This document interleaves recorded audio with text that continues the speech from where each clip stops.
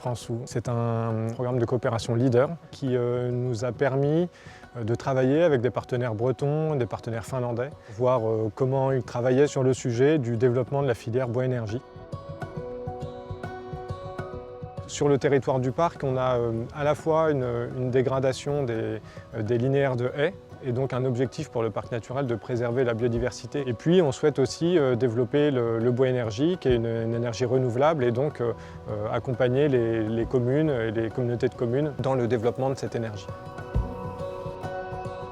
Dans la société coopérative d'intérêt collectif, c'est la structure juridique qui permet de mettre autour du même objectif des acteurs privés, des acteurs publics qui travaillent ensemble justement au développement d'une même activité. D'accompagner un agriculteur dans la plantation d'une haie, de l'accompagner sur un chantier d'exploitation pour fabriquer du bois énergie, porter les investissements pour une commune pour la mise en place d'une chaufferie bois, et ensuite de commercialiser la chaleur qui sera issue de l'entretien des haies de son territoire.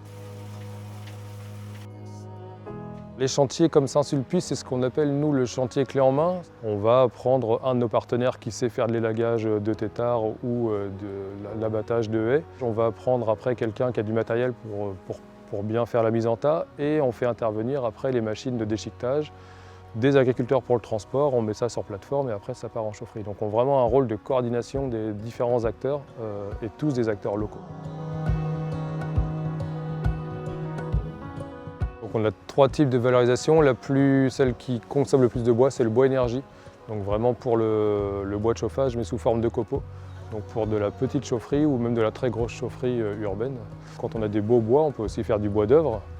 On a des outils sur le territoire, des scieries pour faire des planches dans des arbres qui valent le coup. Et on peut faire aussi bois bûche. On a tous les outils sur le territoire pour faire ça de manière locale. Aujourd'hui, quand on parle de haies de manière générale dans le monde agricole, une haie, ça coûte de l'argent aux agriculteurs, c'est pour ça qu'ils les arrachent beaucoup. Donc c'est réapprendre à exploiter différemment les haies et que lui en tire un petit revenu, qu'il soit content du travail qu'il a fait et que ça serve collectivement à tout le monde pour l'environnement, la biodiversité et tout ce que ça peut amener.